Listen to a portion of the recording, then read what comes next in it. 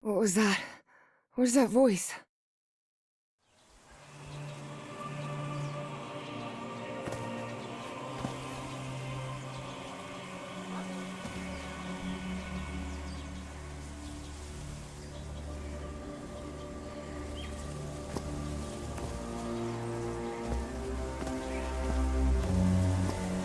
This is the story of a young girl.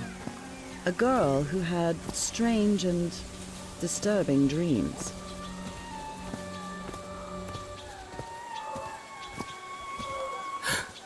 I know this place. I've been here before. This is the ancient stone city amidst the jungle.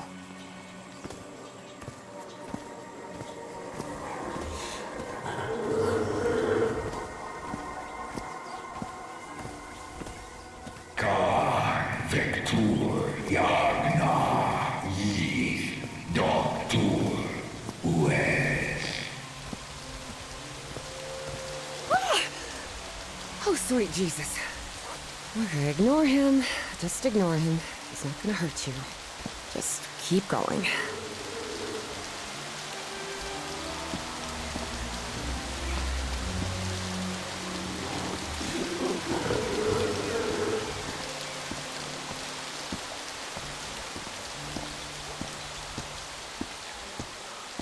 This constellation. Where am I? This is not the Earth.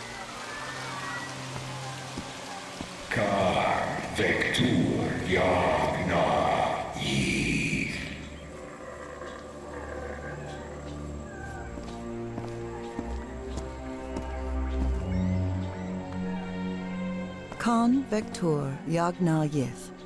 In other words, find a statuette and save my race.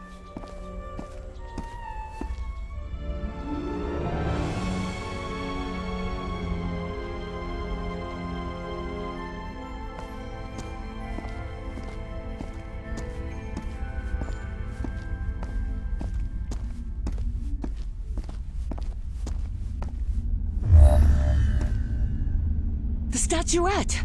Here it is. Finally! I have to get it, I have to...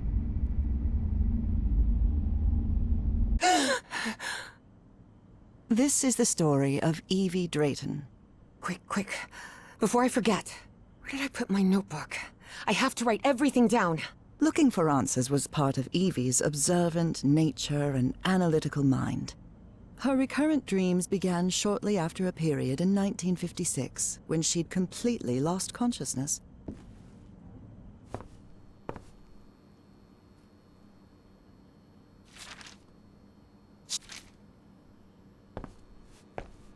Oh, here it is. Evie's Nightmare Journal. Evie was worried that someone might read it. That's why she kept it locked away under that complicated padlock.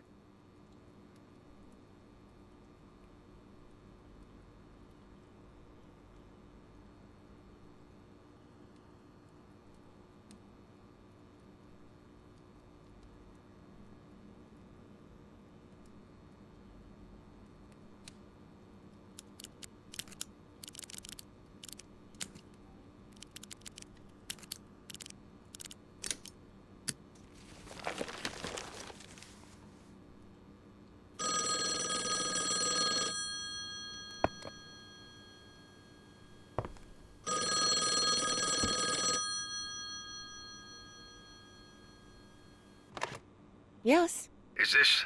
are you Evangeline Drayton? that's right. Who am I talking to? I am the Dean of Archaeology at Miskatonic University. I believe you wanted to ask me some questions, right? Yes. Yes, of course. It's a pleasure to finally meet you, Professor Meet me today at 6 p.m. at 5 Prospect Road, outside of Boston. Boston? That's almost a 2-hour train ride from Arkham. I thought Do you want to talk or not? Yes, yes, of course. I'll be there. 6 p.m., Prospect Road. See you in a couple of hours, Professor. All right, I should get ready. There's a lot of information here about my strange dreams and my amnesia. I'd better go through it again before I leave. I don't want to miss any questions when I talk to the professor.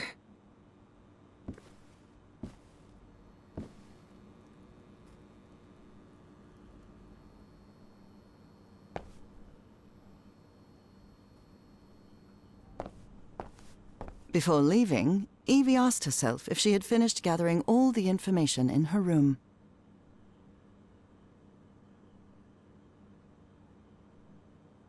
All right, I think I've gathered what I need. As odd as it seemed to Evie that the dean didn't meet her at the university, her need to know was stronger than her doubts. She was determined to attend the meeting. There, she would come across another protagonist in this story.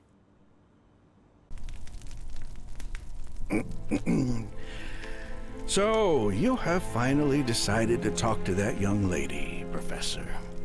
Yes. Acknowledging responsibility for our previous mistakes is vital to moving forward. You've taken a crucial step in... Listen, there's no need for us to talk, Doctor. The only reason I let you into my house is because you insisted it was necessary to prescribe my medication. This is also the story of a sad, guilt-ridden, and lonely man. This is the story of my husband, Professor Harry Everhart. Yes, I know well enough that discussing the effectiveness of our therapy sessions with you is futile. But you need to understand that therapy is just a part of the whole treatment. Without it, I can't go and... Ask whatever you deem necessary and let's get this over with as soon as possible. Fine. What about your position as dean at Miskatonic University? We talked some time ago about your relationship with work was somewhat obsessive. I didn't say that. You did. Well, you told me you practically lived secluded in this very home, and the only thing that drove you to leave it was your job obligations. So, how would you define that?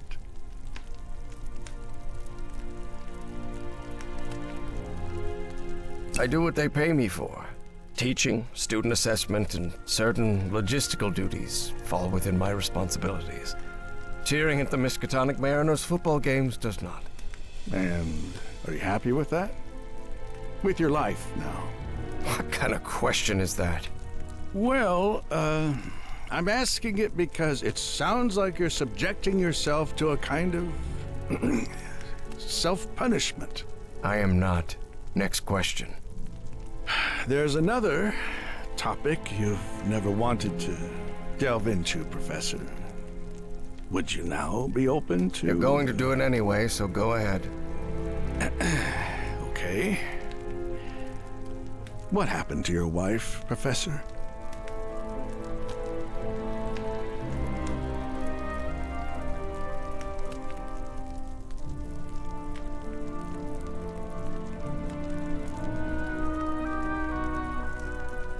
She left home and never returned.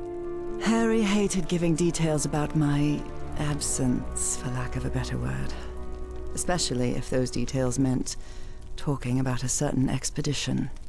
I see.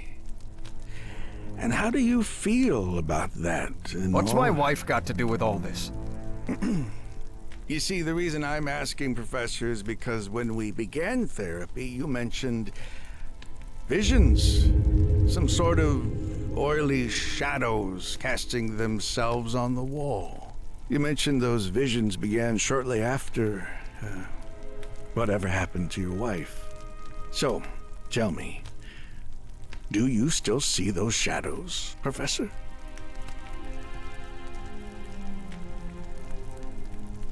No, not since I started taking the medication, at least. Harry had tried everything, and none of it worked. Not even the medication that helped him sleep could take away those oily shadows. But he kept it to himself. Listen, there is something different I want to try in today's session.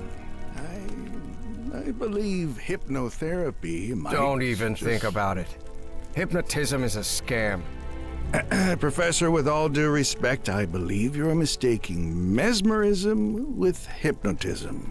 Even so, if you want me to prescribe the... You won't give me my medication unless I submit to your quack experiment, is that it? Well, I'm deeply sorry you see it that way, Professor. But I need you to trust me in this. Then go ahead. Wave a pocket watch in my face if that's what you need to do. There's no need for pocket watches, Professor. The sound of a metronome will be more than enough. I need you to relax and free your mind. And think of something pleasant. A fond memory, if you will. Something that took place here, in the Everhart Manor. A fond memory? In this place? It wasn't easy for Harry to find a fond memory in the same manor where he had spent an extremely unhappy childhood. Maybe. December 1930. The last Christmas my wife and I ever spent at Everhart Manor. She insisted on coming, despite my parents never approving of our marriage. But that was the kind of person she was. Interesting. Tell me more about it, Professor Everhart. Every time I gave her a present, I prepared a little scavenger hunt. She loved it. She loved solving my stupid riddles. As you may have noticed, this story has more than one protagonist. And though I am not one of them, I believe I, Nora Everhart, play a crucial part in it. Can I open my eyes now, Harry? Not yet. We're almost there. Let me open the door and... Now, open your eyes. Look what you've prepared. It's another one of your scavenger hunts, huh? Of course, old pal. Now, if you want your present, you'll have to earn it. Can I use my journal to write down clues? Well, technically that's against the rules, but I'll turn a blind eye this time. You're so kind.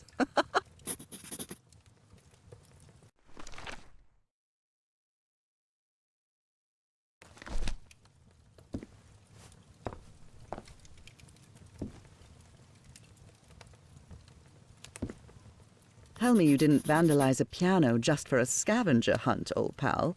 Nora, who do you think I am? It's just crayon.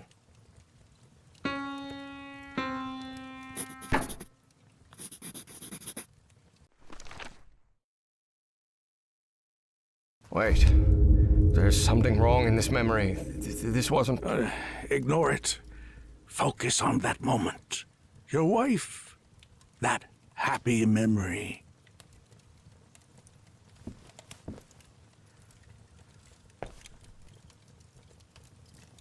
I wonder what my darling husband is keeping locked up in here. You'll have to put that brain of yours to work to find it.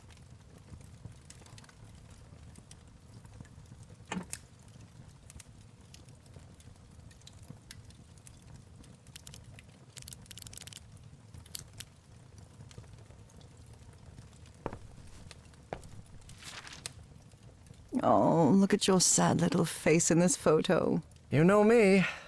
I've never been the life of the party. I'm seeing those oily shadows in here. Why am I seeing those shadows? Focus, Professor. Keep remembering.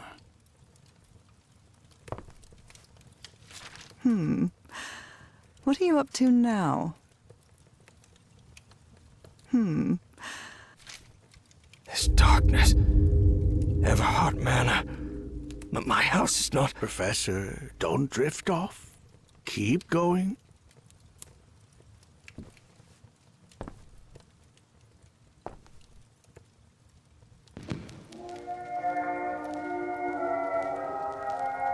Do you remember when we slow danced to Dear Old Pal of Mine at Maddie's house? The end of the Great War Party and our first kiss. How could I forget?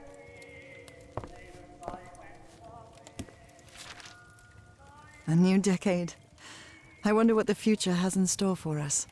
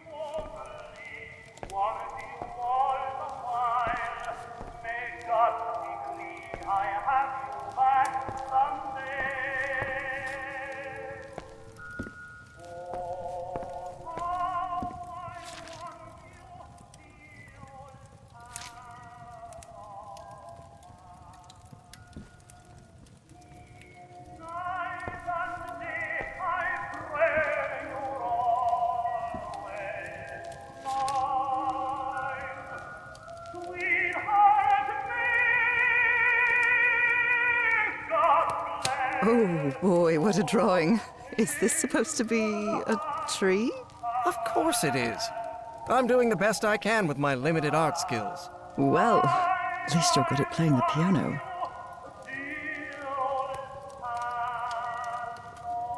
Oh boy, what a drawing.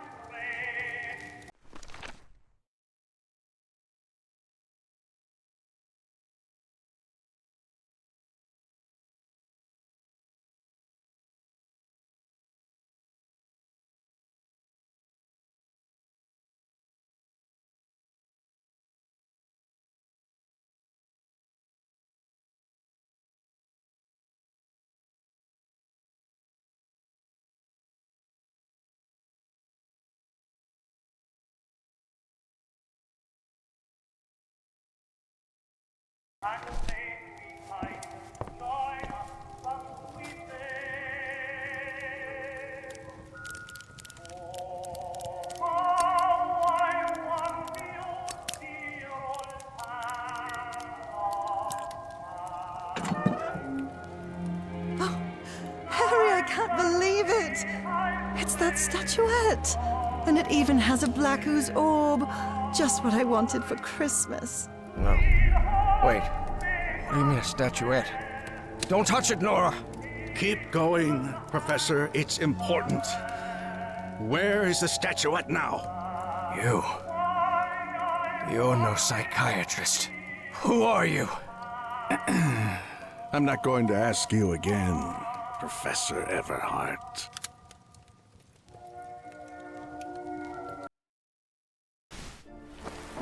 Shortly after Harry's peculiar hypnosis session, Evie finally arrived at Everhart Manor. Prospect Road 5. Here it is. Professor Everhart. It's me, Evangeline. Wait. What is going on here? Professor? Is everything all right? Most people would have turned away and left, but not Evangeline Drayton. She had been waiting for months to talk with the professor. No way was she letting it slip away. So, she decided to climb over the walls of the Everhart Manor.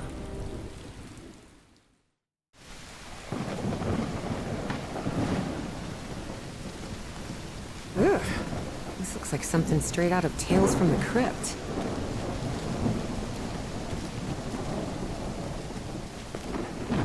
Hey, that window is open.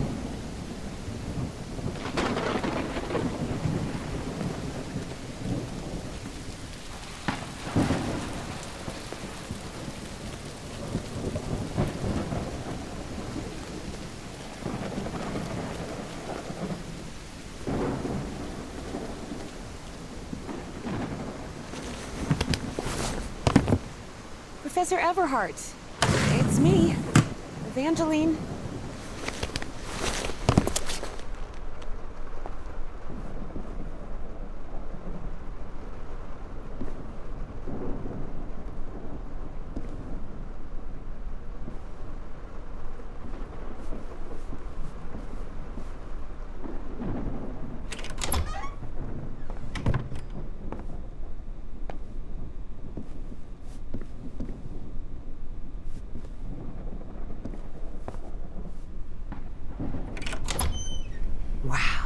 Look at the size of this library.